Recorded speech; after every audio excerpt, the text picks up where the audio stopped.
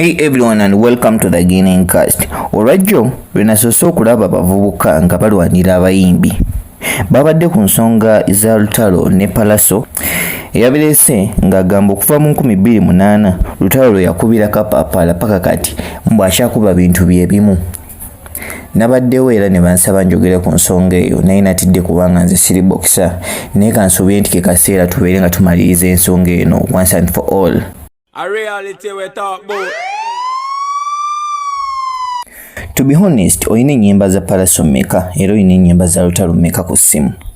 Amazima gakaba gali nti tetukyalina nnyimba za Lutalo ku ssimu. All we know nti muyimbi mulungi era abakazi baagala nnyo music we.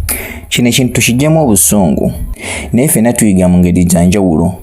These artists have limited time with their fans, so kibabeerera kizibu okumanya ki abantu kye baagala.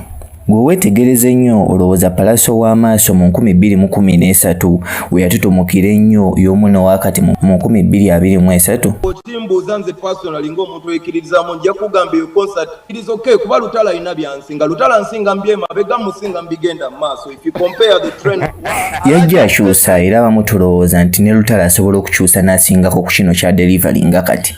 So nga tubiggyeemu obusungu nze my opinion ndowooza nti nno Pallaso yabadde mutuufu ku kya Lutalo yadde mwabaddemu obusungu ya nange nabye tweet ngerimu obusungu bungi naye nga kyeyabadde ayogerako kituufu. Bantu mangi nnyo abali abadde baagala okwogera ku nsonga eyo naye nga tebasobola kutuuka ku Lutalo. So tell us what do you think mu comments awo wandiika otubuulire gwe ki ky'olowooza ku nsonga eyo. Pallaso yabadde mu busungu bungi oba kituufu Lutalo alina okuba ng'akyusaamu? a reality we talk about.